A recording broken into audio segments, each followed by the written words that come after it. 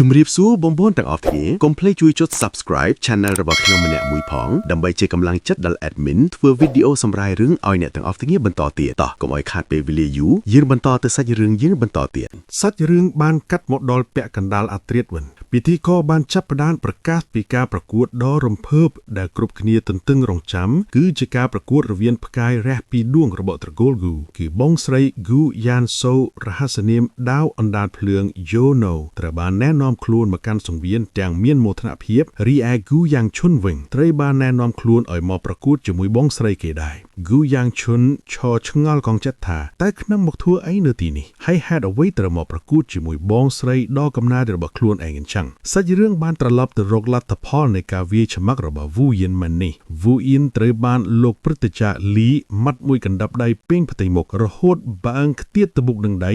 ហើយអូទៅក្រោយយ៉ាងឆ្ងាយរហូតដល់សន្លប់បាត់ស្មារតីព្រឹទ្ធាចារ្យ Li ដកដង្ហើមធំរួចញញឹមថាខ្ញុំឈ្នះហើយ Gu Yang Chun ស្ដីឲ្យព្រឹទ្ធាចារ្យ Li ថា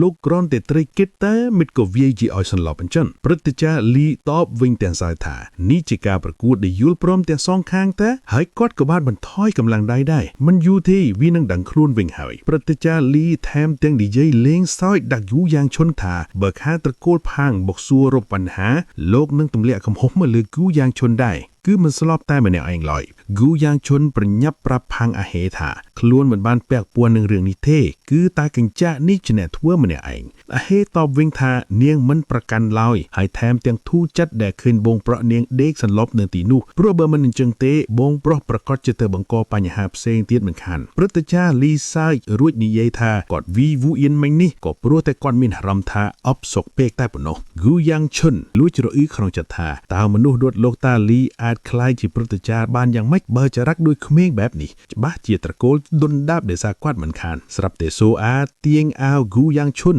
រួចចាប់ផ្ដើមធ្វើកាយវិការត្រាប់តាមក្បាច់ដល់របស់ព្រឹទ្ធាចារ្យ Li ទាំងបញ្ចេញសម្លេងផាង Gu Yang Chun មើលនាងទាំងហួចចិត្តព្រោះនាងជាមនុស្សដែលពូកែសម្លេងទឹកមុខខ្លាំងពេករហូត Gu Yang Chun ឆ្ងល់ថាតើក្មេងស្រីម្នាក់នេះអាចក្លាយជាអ្នកសង្គ្រោះពិភពលោកបានយ៉ាងម៉េចទៅព្រឹទ្ធាចារ្យ Li សាយគួតក៏ហុចនំទឹកខ្មុំជាកាដូឲ្យសូអានាងត្រេកអរដល់ថ្នាក់ប្រែទឹកមុខភ្លាមថាខ្ញុំដឹងតាំងពីដំបូងថាលោកតាខ្លែខ្មុំជាមនុស្សល្អចរិតមនុស្សលឿនណាស់ក្មេងស្រី cute ម្នាក់នេះព្រឹទ្ធាចារ្យ Li សួរ Gu Yang Chun ថាតើឯងច្រណែនអ្នកបម្រើមែនទេរួចព្រឹទ្ធាចារ្យ Li ក៏ប្រាប់ Gu Yang Chun ថាបន្ទាប់ពីមហាសន្និបាតនេះឯងត្រូវចូលរួមការប្រកួតបង្ហាញសមត្ថភាពជាដាច់ខាតឥឡូវនេះអ្នកទាំងពីរ Gu Yang Chun និងបងស្រី Go Yuno កំពុងស្ថិតនៅក្នុងសង្វៀនប្រកួតហើយ Yuno ក៏បានសួរ Go Yang Chun ថាតើឯងមិនប្រៅដាវទេឬ Go Yang Chun រៀងផន់ច្រឡំក្នុងចិត្តគេព្យាយាមនឹកមើលថាតើកាលពីក្មេងគេធ្លាប់ប្រៅដាវដែរឬទេតាមពិតទៅក្បាច់គុណកណ្ដាប់ដៃអណ្ដាតភ្លើងនៃត្រកូល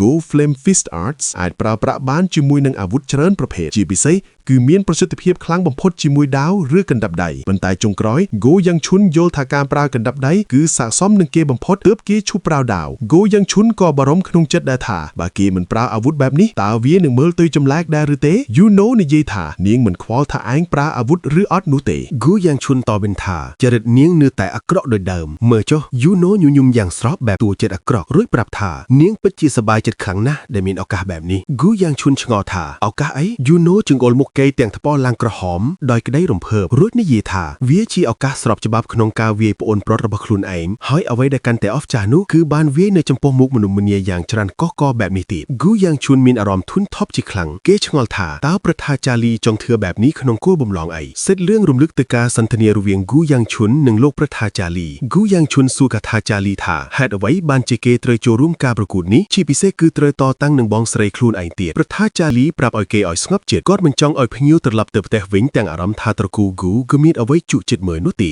Gu Yang Chun ដកដង្ហើមធំរួចជេរព្រឹទ្ធាចារ្យ Li កណ្ដឹងចិត្តថាជាតាចាស់ឈួតគេដឹងច្បាស់ណាស់ថាព្រឹទ្ធាចារ្យ Li គ្រាន់តែចង់ឃើញគេចាញ់ដើម្បីជាការកំសាន្តប៉ុណ្ណោះ Gu Yang Chun ប្រាប់ថាគេនឹងសុំចុះចាញ់នៅពាក់កណ្ដាលទីប៉ុន្តែព្រឹទ្ធាចារ្យ Li ក៏បានគំរាមដោយចង្អុលទៅផាំង Wu Yin ដែលកំពុងដេកសន្លប់នៅដីបើឯងហ៊ានតែចុះចាញ់ពាក់កណ្ដាលនោះឯងនឹងមានវាសនាដូចម្នាក់មកពីគ្រួសារផាំងជីមិនខានព្រឹទ្ធាចារ្យ Li សម្លក់ Gu Yang Chun រួចសួរថាតើឯងពិត ជីគ្រងនឹងចាញ់មែនឬគូយ៉ាងឈុនគិតក្នុងចិត្តការចាញ់មិនមែនជារឿងអាក្រក់ឡើយគេមិនចង់ខ្ជិះខ្ជាយឱកាសនៃការចាប់ផ្ដើមជីវិតថ្មីឬខ្ជិះខ្ជាយធម្មពលទៅលើការប្រយុទ្ធដែលមិនធ្លាប់កើតមានកាលពីជាតិមុនខណៈដែលគេកំពុងតែផ្ដោតអារម្មណ៍គិតសំឡេងស្រែករបស់យូណូបានធ្វើឲ្យគេភ្ញាក់ព្រឺតនាងចាប់ផ្ដើមបញ្ចេញធម្មពលរបស់នាងឡើងយ៉ាងអស្ចារ្យនាងមានអារម្មណ៍ឈឺចាប់និងមួម៉ៅយ៉ាងខ្លាំងដែលគូយ៉ាងឈុននឹងត្រូវក្លាយទៅជាមេត្រកូលនៃត្រកូលគូនៅពេលអនាគតគឺដោយសារតែគេជាមនុស្សប្រុសនេះហើយជាមូលហេតុចម្បងដែលនាងស្អប់គូយ៉ាងឈុនខ្លាំងបំផុតនៅពេលអ្នកប្រកាសឲ្យចាប់ផ្ដើមការប្រកួតយូណូបានស្ទុះមកលោកគូយ៉ាងឈុនយ៉ាងលឿនគូយ៉ាងឈុនបានកិច្ចជេនពីការវាយប្រហារលើកទី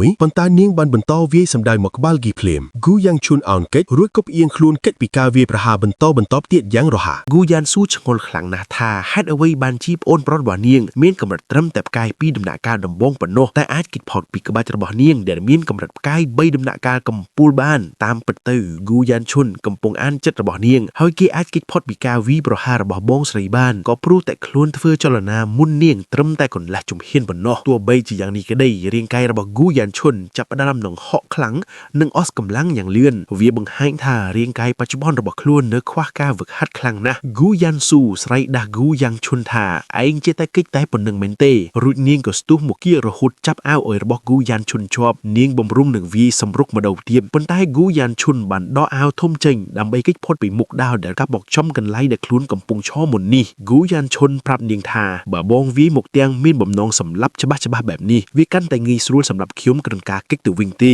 ហើយតើអាចឈប់បានឬនៅគូយ៉ាងឈុនគិតក្នុងចិត្តថាហេតុអ្វីបានជានាងខឹងសុបានឹងមានបំណងចង់សម្លាប់ខ្លួនខ្លាំងម្ល៉េះនាងនិយាយទាំងកំហឹងនិងបញ្ចេញធម៌ពលអរ៉ារបស់ខ្លួនយ៉ាងខ្លាំងចេញមកយើងបង្ខំចិត្តទទួលយកថាយើងមិនអាចធ្វើជាមេត្រកូលបានព្រោះតែយើងជាមនុស្សស្រីទោះយើងខំប្រឹងវឹកហាត់ដល់ស្លាប់យ៉ាងណាក៏ដោយប៉ុន្តែការដែលឃើញឯងរស់នៅដូចសម្រាមតែបែរជាអាចស្នងតំណែងធ្វើជាមេត្រកូលបានគឺដោយសារឯងជាមនុស្សប្រុសតែឯងយល់ពីអារម្មណ៍ឈឺចាក់មួយនេះទេភ្លាមនោះដាវរបស់នាងចាប់ផ្ដើមឡើងកម្ដៅដែលជាសញ្ញាថាធម៌ពលអរ៉ារបស់នាងបានឈានដល់កម្រិតគ្រោះថ្នាក់បំផុតគឺលើពីកម្រិតផ្កាយ3ទៅទៀតនាងក្រវីដាវរួចវាយសម្រុកកាន់តែខ្លាំងខណៈដែលគូយ៉ាងឈុនព្យាយាមគេចទៅខាងឆ្វេងនិងថយក្រោយដើម្បីជៀសឲ្យផុតពីមុខដាវនាងស្រែកដាក់គូយ៉ាងឈុនទាំងកំហឹងថាឯងចេះតែរត់គេចខ្លួនប៉ុណ្ណឹងទេរួចក៏ប្រើដៃទប់ខ្លួនហើយទាត់គូយ៉ាងឈុនមួយជើងទាំងជេរប្រមាថថាគូយ៉ាងឈុនជាមនុស្សឥតសមត្ថភាពនិងឥតប្រយោជន៍នៅពេលឃើញមុខបងស្រីរបស់ខ្លួនចាប់ផ្ដើមចង់យំនិងបានឃើញពីភាពទូចចិត្តយ៉ាងជ្រាលជ្រៅរបស់នាងគូយ៉ាងឈុនចាប់ផ្ដើមមានអារម្មណ៍អាណិតនិងមានកំហុសយ៉ាងខ្លាំងគូយ៉ាងឈុនមើលឃើញដាវរបស់នាងដែលកំពុងហក់មកកាត់ករបស់គេទាំងកំហឹងនិងក្តីអស់សង្ឃឹមប៉ុន្តែខណៈពេលដែលកំពុងខឹងខ្លាំងគូយ៉ាងស៊ូបាននិយាយពាក្យមួយឃ្លាថាឯងឆាប់រលាយបាត់ឲ្យដូចម្ដាយរបស់ឯងទៅគ្រាន់តែឮពាក្យនេះភ្លាមគូយ៉ាងឈុនបាត់ស្ទុះទៅចាប់កដៃរបស់បងស្រីខ្លួនជាប់រួចសម្លឹងនាងទាំងកំហឹងដោយកែវភេទនេះដ៏គួរឲ្យខ្លាចហើយសួរថានិយាយម្ដងទៀតមើលមិញបងនិយាយថាម៉េច